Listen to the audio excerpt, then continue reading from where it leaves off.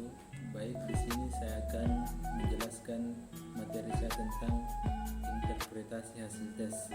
Jadi, interpretasi atau men-skor adalah pemberian angka. Dalam hal pekerjaan atau menentukan angka dapat digunakan 3 macam alat bantu, yaitu 1. Menentukan jawaban yang benar disebut kunci jawaban. Yang kedua, membantu menyelesaikan jawaban yang benar dan salah.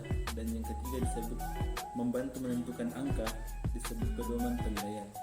Kriteria cara penilaian atau pemberian skor, contoh misalnya dalam tes bahasa Arab, dapat dibedakan menjadi tes subjektif dan tes objektif. Tes subjektif adalah tes yang penilaian atau pemberian skor terhadap jawaban dipengaruhi oleh kesan dan pendapat pribadi penilai. Penilai yang berbeda kemungkinan akan menghasilkan skor yang berbeda pula sesuai dengan cara pandang penilai itu sendiri. Bentuk tes yang mengimplementasikan cara penilaian subjektif ini adalah tes esai. Hal ini dikarenakan karena jawaban dalam tes esai berupa uraian bebas mengenai gagasan, ide, dan pikiran siswa atau peserta tes yang dikemukakan sebagai respon terhadap pertanyaan soal. Adapun tes subjektif adalah tes yang penilaian terhadap jawaban tidak terpengaruh oleh kesan dan pendapat pribadi penilai. Dengan demikian, siapapun penilaiannya, kapanpun dan dimanapun penilaiannya, itu dilakukan skor yang dihasilkan oleh tes objektif adalah sama dengan catatan adanya kepastian karena kunci jawaban yang ada. Untuk penskoran soal-soal objektif, sering dipergunakan rumus correction for questioning atau dapat juga disebut dengan sistem denda. Adapun rumus yang dipakai pada soal-soal multiple choice atau pilihan ganda adalah dan soal-soal true false. Pertama dengan rumus S sama dengan R kurang W. S itu adalah score, R itu adalah right, dan W adalah wrong. Skor yang diperoleh dan siswa sebanyak jumlah soal yang benar dikurangi dengan jumlah soal yang ada. Contoh banyaknya soal ada 10 buah. Yang betul itu ada 8 buah dan yang salah itu adalah 2 buah. Jadi angkanya itu adalah 8 kurang 2 itu sama dengan 6. Dengan menggunakan rumus S sama dengan T dikurang 2. T itu adalah jumlah total dalam tes. Angkanya adalah 10 kurang 2 kali 2 sama dengan 10 kurang 4 sama dengan 6. Pemberian nilai grading merupakan proses penerjemahan skor hasil tes yang telah dikonversikan ke dalam klasifikasi evaluasi menurut norma. Kriteria yang relevan. Nilai akan diperoleh dari skor menta yang sudah dikonversikan atau dijabarkan.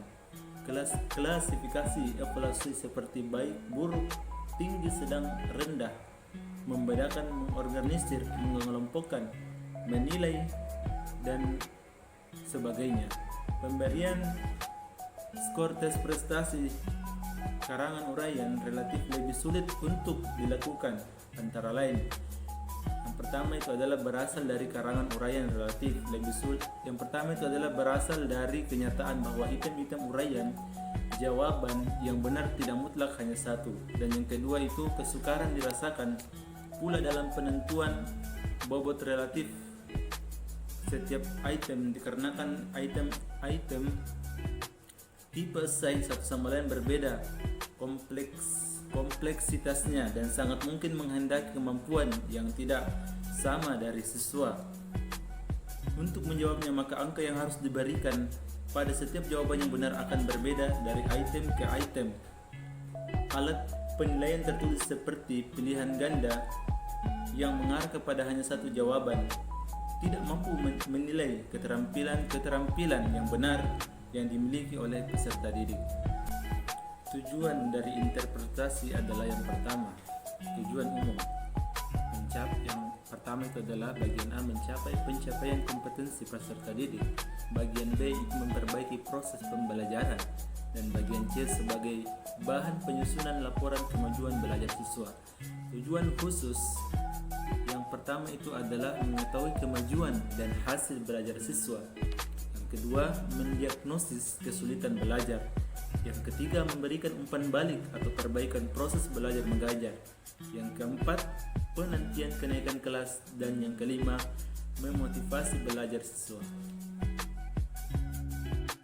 Selanjutnya, jenis interpretasi tes. Yang pertama dinamakan dengan interpretasi kelompok, yakni penafsiran yang dilakukan untuk mengetahui karakteristik kelompok berdasarkan dari hasil evaluasi antara lain prestasi kelompok.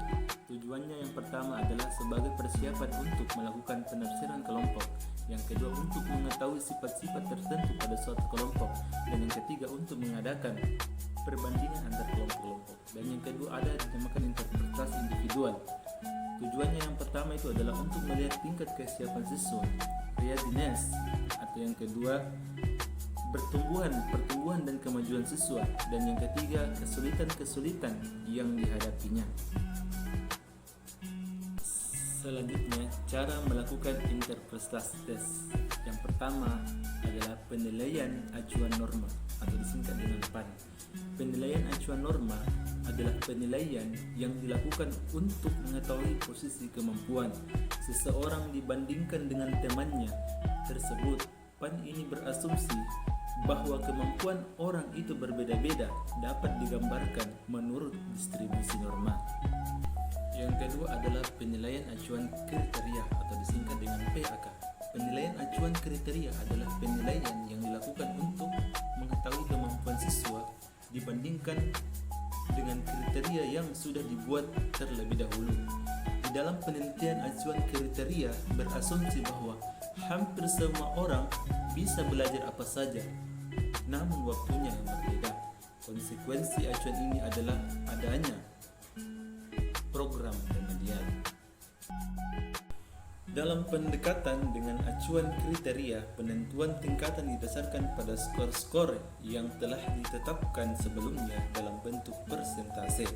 Untuk mendapatkan nilai-nilai tertentu, seorang siswa harus mendapatkan skor tertentu dengan batas yang ditentukan oleh SK dan KD tanpa terpengaruh oleh kinerja skor yang diperoleh oleh siswa lain dalam kelasnya. Salah satu kelemahan dalam menggunakan standar yang mereka terima, artinya apabila ujian yang pada tingkat kesulitan mereka terima, artinya apabila ujian yang diterima siswa mudah, maka para siswa akan mendapatkan nilai A atau nilai B. Dan sebaliknya, apabila ujian tersebut terlalu sulit untuk diselesaikan, maka kemungkinan untuk mendapatkan nilai A dan B itu akan sangat kecil. Tujuan acuan kriteria ini adalah bersifat absolut dan untuk menyeleksi secara pasti status individual mengenai domain perilaku yang ditetapkan atau dirumuskan dengan baik. Baiklah, itulah pemaparan interpretasi hasil tes yang sempat saya sampaikan pada kesempatan hari ini. Jika ada benarnya, itu datangnya dari Allah Subhanahu wa taala, dan jika itu ada salahnya, saya mohon maaf dengan sebenar-benarnya. Saya tutup dengan ucapan unzur man qala wa la tanzur man qala. Jangan melihat siapa yang menyampaikan, tapi lihat apa yang disampaikan. Assalamualaikum warahmatullahi wabarakatuh.